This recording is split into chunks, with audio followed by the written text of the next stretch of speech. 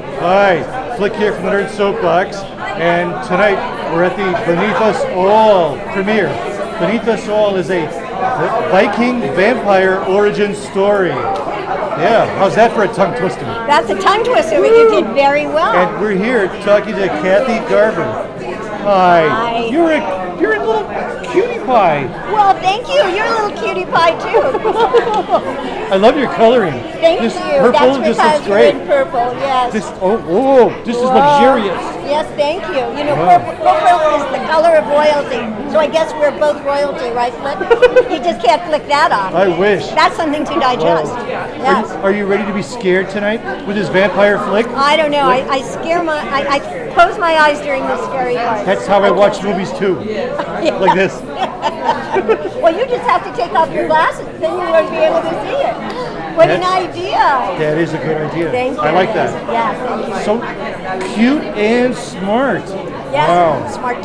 UCLA. That's my alma mater. So what was your? Do you remember what was your first horror film that you were allowed to see growing up? The first movie that I ever did was a horror film called The Night of the Hunter with Charles Laughton. It was the first and last picture that Charles Laughton ever directed, and it was with Robert Mitchum and Shelley Winters and Peter Graves, Lillian Gish, and this film was so good that they teach it in all of the universities because it's such a learning experience. And when it first came out, so you always have to believe in a film, but when this movie, The Night of the Hunter, first came out, it had the worst reviews.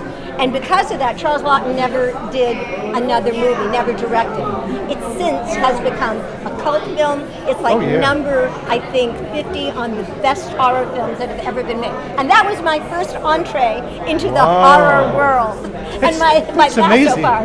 Yeah. Wow, that's a good film, by the way. I like that. Oh, John, don't be mean to Dad. Oh, John. That little girl. Yeah, the little girl. With the dolly. Who knew that spoiler alert. Who knew that the money was in the dolly? She did. Yeah, probably. Yes, and that's why, she was cutting paper dolls out of it. When we were shooting the film, Charles Laughton had us cut the paper dolls out, and then when the money came out of the doll, another spoiler alert, we actually, cut paper dolls out of the dollar bills, real dollars. And then John's trying to stuff it all back into the dolls. Dolls have been a running theme in my life ever since Family Affair, and we had Mrs. Beasley. Remember Mrs. Beasley? I'm going to tell you a secret. Yeah. I had a crush on Mrs. Beasley. I did. You know why? Because of her eyes. Yes, and you both wore glasses. She was a cutie patootie. She was, and how many old lady dolls wore polka dots at that time? I know. Not she was ahead of her time. She was. Just what's your favorite movie snack? Popcorn, of course. Wow. Popcorn. I'm taking a survey, and everybody's just coming up popcorn. Well, you know what that means. That must be the favorite. Yeah, it means I'm sitting next to you. Okay. It also means we're hungry. Yeah, exactly. Where's my popcorn? So what's your favorite modern horror movie? Modern horror movie? Well, I don't really see too many of them, and I would have to go back to The Exorcist and The Heretic. Yes. And Those I actually did the voice of the heretic, of the devil. I'm not going to do it now, but I did that voice for that movie. Oh. Yeah. Wow. We're getting all the dirt here and the secrets in the end. You want to know my next movie that's coming up that I'm going to do? It's a horror comedy film. Really? So I haven't done a horror film since Night of the Hunter. So in 3 months, I'm doing a movie called Delirium. And I play a lady that's a psychologist. She's like on the edge of dementia. And she answers her door. Guess what she answers her door to? Teenagers! And they always cause mayhem and harm. Wow. Delirium. But actually, next week I'm going to Chicago to do a movie called The Empty Church. The Empty Church. Is that scary? It sounds scary. Yeah, but it isn't. It's a sad one, and it's based on a true story of a son who commits suicide. And so you're trying to find out why. Right, right. Why does that happen? So it's a little bit more realistic than delirium. Wow. Well, I'll look out for both of those. Okay, and you know how you can find out? From your website? Yes.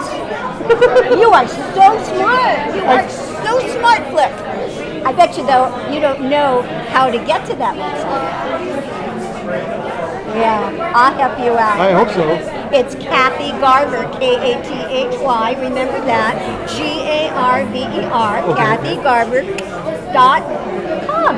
That's pretty easy, huh? Yeah, KathyGarver.com. Yeah, and if you can't remember that, just go to my Facebook page, Kathy Garver fan page. That's pretty easy. Fantastic. Yeah. Wow. Well, geez, thanks for talking to us. Well, my pleasure. Well, Get some popcorn. Sit next Oh, yeah. to me. I'll give you some popcorn.